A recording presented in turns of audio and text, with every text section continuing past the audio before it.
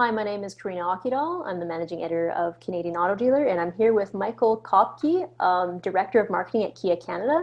Now, Michael, I understand that Kia has conducted a study on EV misconceptions, and I'm curious to know, maybe you can describe the study to us in a nutshell, and also highlight any surprising or interesting findings that you've discovered. Absolutely, Karina. Nice to speak with you today. The green environment, or the green business within the automotive industry, has been growing like crazy over the last couple of years. Kia ourselves, we've sold upwards of 8,000 units in Canada of pure battery electric vehicles, and triple digit increases in the last couple of years as we introduced the Niro as a pure EV car. And so, and our future plans are even bigger and brighter. So we wanted to make sure we are sort of grounded in an understanding of what's going on with Canadian consumers. And because we have strategies in place, we wanted to sort of sanity check that and make sure we're going down the right path. So that was really sort of the reason behind doing this survey. The results came back to confirm that, okay, we're on the right path, but there's also some good learnings there and some affirmations. And I guess the two big ones that float to the top of the list are the general consumer's concern around range and charging infrastructure. So that was a confirmation of some assumptions we had already. What was encouraging, though, there was a pretty large percentage of people that were actually interested in researching an EV and interested in buying one going forward, but they have these two sort of questions around charging infrastructure and range, which were sort of normal and understandable to kind of see back. So then one thing I know that came out of the study was that 82% of Canadians have never actually driven an electric vehicle. And so I'm wondering why that number is so high, but also I know the study goes into common misconceptions or myths, and I'm wondering if you can elaborate on that as well. Yeah, I see such a large percentage of people that have never been in one, and the myths sort of tied together. And it's in a very pragmatic reality. All of us, for the vast majority, have grown up in an internal combustion engine world. We learned how to drive on a gas vehicle. We jump in an Uber or a Lyft, it's a gas vehicle.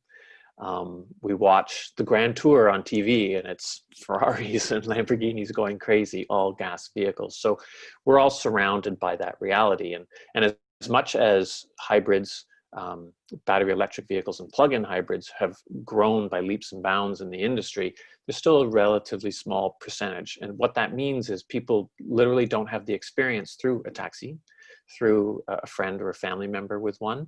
And I think if we think quite pragmatically, there's very few people that are learning to drive on an electric car. I'm sure there's some out there, but they're probably single-digit people. So it's a literal experience that people are missing.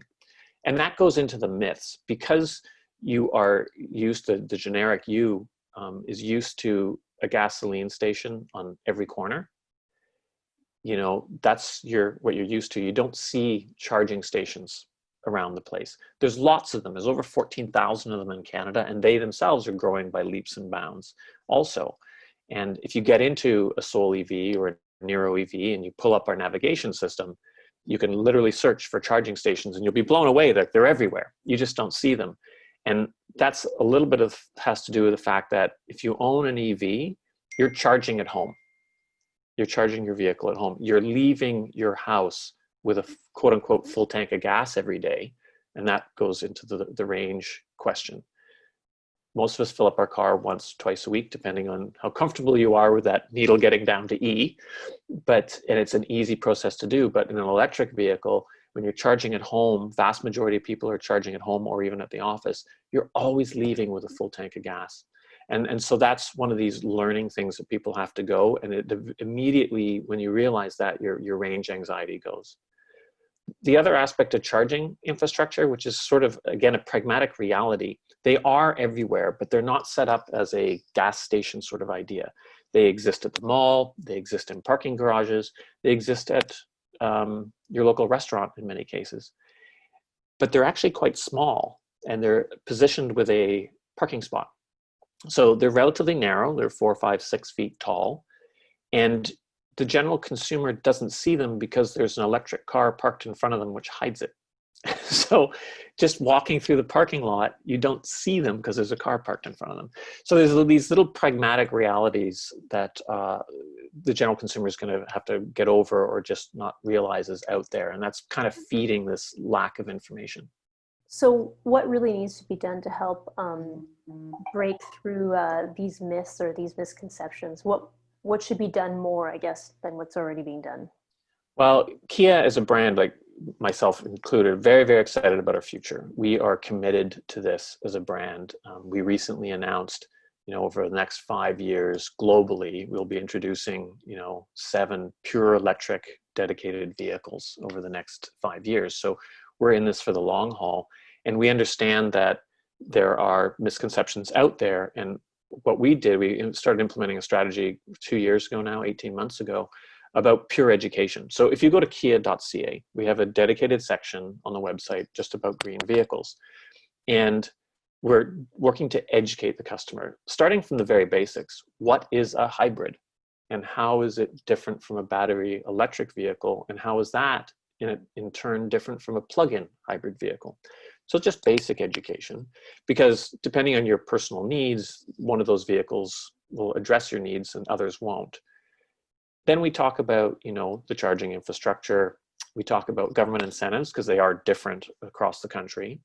And we also give some tips and tricks and some tools to help understand the cost of ownership. So you can actually type in what's the average price of fuel per liter in your local area, and you can type in what is your average cost of electricity in your local area, type in your mileage that you do on a yearly basis and get a sense, what's your payback, what's your savings. So of course, we're going to sell you a vehicle too. We have those to sell, but our approach has been more around the education and helping demystify this for customers that are interested. So that's really good. You've covered the consumer area, this consumer front. Now, let's take that a step higher and see what is Kia Canada doing to train dealers to ensure that they're also able to help put these myths to bed and kind of give them the information they need. Well, our dealer network is also just as passionate about EV cars. And I think the first point to understand is that not every Kia dealer is also an EV dealer. They actually have to be certified. There is an investment that's required on behalf of the dealer in terms of tools, their ability to maintain, service, fix a plug-in hybrid or a hybrid or even an EV car, which means they need to have technicians on staff. And that's a requirement from our point of view. We also put a requirement in place to make sure that their salespeople are fully trained and knowledgeable. Their service staff, the service advisors, are trained and knowledgeable to help customers understand what is involved in an EV and how is it different from an ICE or an internal combustion engine vehicle, and make sure the customer is going down the path of the right solution to their particular needs. We do get people that are very interested in our early adopters and they want to be, in an EV, but you have to kind of go through the dialogue with that customer and make sure that it actually is going to address their needs. So that's part of the training that they do. Very good. And I guess my last question for you would be if you have any advice or comments to offer dealers who are watching this video as we close out the year. I think my advice for anyone who's watching this and is truly interested in an electric vehicle, but have these questions around range and infrastructure, et cetera, I think the first thing I would do is challenge those people to actually look at the everyday mileage they do. So your trip to work, hopefully we all get to drive back to work again at some point, but just how many kilometers do you go to the office and then how many back? If you do leave the office and you have to pick up your kids or you got to do your grocery shopping before you come home, actually add up that mileage. Most people will be really shocked at how small it is. So what I mean by that is we offer, like Nero has 385 kilometers of range on one charge, which is about what you get in a full tank of gas. But the range anxiety comes from this fear of running out of juice. But if people realize and look at, oh, in my case, I only do 60 kilometers round trip to the office. Well, if I have a battery that can do 385, I'm only doing 60 kilometers in any one day. And because I charge overnight, I'm always leaving the house with a full charge, then the range anxiety very quickly goes away. So I think that's the first little research point that people should do. And then realize with the charging infrastructure, you're kind of always full all the time. And very quickly that range anxiety goes away. Perfect. Well, thank you so much for taking the time to do this interview. And I wish you and your family good health and safety during this period and the holiday period, especially. Same to you, Karina. Thank you very much for your time.